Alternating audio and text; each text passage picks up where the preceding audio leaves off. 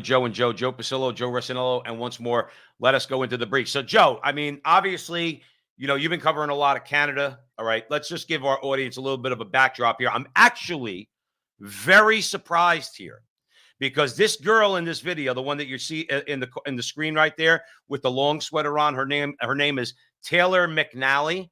She's a BLM activist.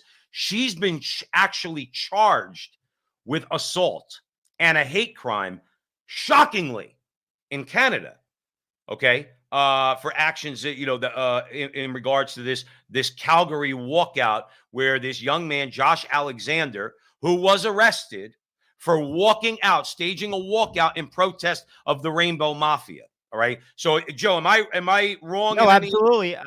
Basically, drag queen story hours. He's been arrested, I think, a couple of times. He also got in trouble at his school for protesting, transgender bathrooms. He's a Catholic school. It's a Catholic school, which I'm so surprised. Go ahead, Joe. No, but I think he's involved with an organization called Save Canada. That's the hat. Yeah, Save Canada. So this is what happened to Josh Alexander. But in the meantime, what we're going to report is that this girl right here, Taylor McNally, she's been charged also and with a hate crime, which, like I said, is shocking in Canada. We're going to play this for about 30 seconds.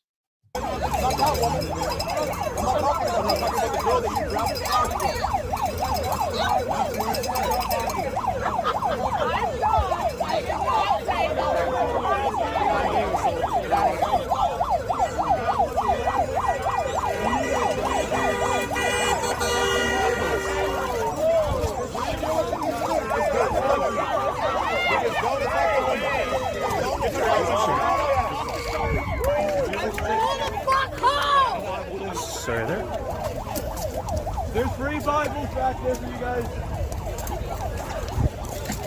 And they're arresting him. You police, you should be arresting Antifa. They're the ones that attacked him. And that's the truth, Joe Rossinello. BLM and Antifa were there. This girl, Taylor McNally, was there. And who gets arrested? The kid who staged the walkout in protest of the Rainbow Mafia and everything going on in the school. And there's something fundamentally wrong with that. Now, on one hand, I'm happy that this girl got arrested. I'm happy that she's been charged, okay, with not only with assault, but also with a hate crime. I'm happy about that. But why is this kid getting arrested? All he did was stage a walkout in protest. Canada is supposed to be a country that values free speech. I don't think so, Joe. Certain things you can't protest. I mean, let's be honest. That's not a democracy. Sorry. His protest is just as valid as hers. And here's another point. He's a minor. He's 16 years old. That woman is an adult. Right. Adults can't strike minors. Can't do it. Right. Wrong. So ultimately, this is off on so many levels. To your point, Joe, it's good to see that she's charged. Let's see where that goes and what the government actually does with regard to the case. Well, here's the problem. And this is why you and I in America are commenting on this, because there are parallels. All right. So this kid gets arrested for what should be protected under their version of the First Amendment.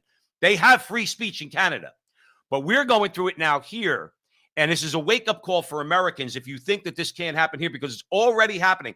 Dan Goldman, who was one of the attorneys against Trump, who's now a congressman from New York. People need to listen to people's language, Joe. When they were blasting Schellenberger and Taibbi, all right, the Democrats in the House, because of the whole FBI files, the Twitter files, you remember that, right? And there was there was a hearing on that. And Dan Goldman was talking about protecting free speech, but legal speech. Now, do you hear how that works, Joe? What is legal speech, Mr. Goldman? Because my attitude is this. Is what Joe and Joe do, is this illegal speech? Because we speak out against things.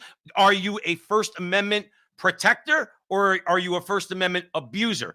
To me, what's going on in Canada and with guys like him, what we have to watch out for, they're going to start to say what's legally protected speech. And of course, they're in favor of the First Amendment for legally protected speech. But who determines what's legally protected? You know what I mean, Joe? The government. I mean, ultimately, anything they disagree with is illegal. That's basically how it's rolling. Does it seem to be the direction it's going in? And to your point, his speech is just as valid as hers. She That's has right. a right to speak her mind. We could just agree to disagree. Josh Alexander didn't hurt anybody. Josh Alexander didn't get charged with assault. All Josh Alexander did was speak his mind. He got arrested. He's arrested. Notice he's in the handcuffs. That's right. That to me is not a democracy. It isn't a democracy at all. People should stop deluding themselves. Right, and it is delusional to think that we do live in a democracy, because a democracy requires a firm protection by the government of your right to protest, free assembly, freedom of religion, and freedom of speech. And in America and in Canada right now, if you don't think those things are under assault, then you got your head in the sand and you're not looking at what's going on. And Joe, that's where final people comment. aren't paying attention, because the political like scales change. You know, the next people who the government's coming after is you. I mean, people just don't think, Joe, for as smart as some people are, all they're interested in is their own interests and power, in the here and now. Right, Listen, in 10 years, they could be coming after you.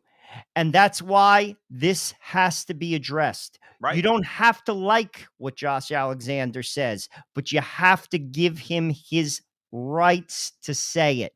Well, Got to. BLM has their rights, don't they? I mean, if they want to go out in the street, not to burn things down, even though in America, of course, in the summer of 2020, they were allowed to burn things down, but they could go out in the street and protest legit. They have a right to free speech. I'm not taking that away from them, but that's the era we live in. Theirs is protected speech and protected activity. When we open our mouths, whether you're Catholic, whether you're conservative, whether you're Christian, whether you're conservative, hey, listen, the Muslims are now under attack.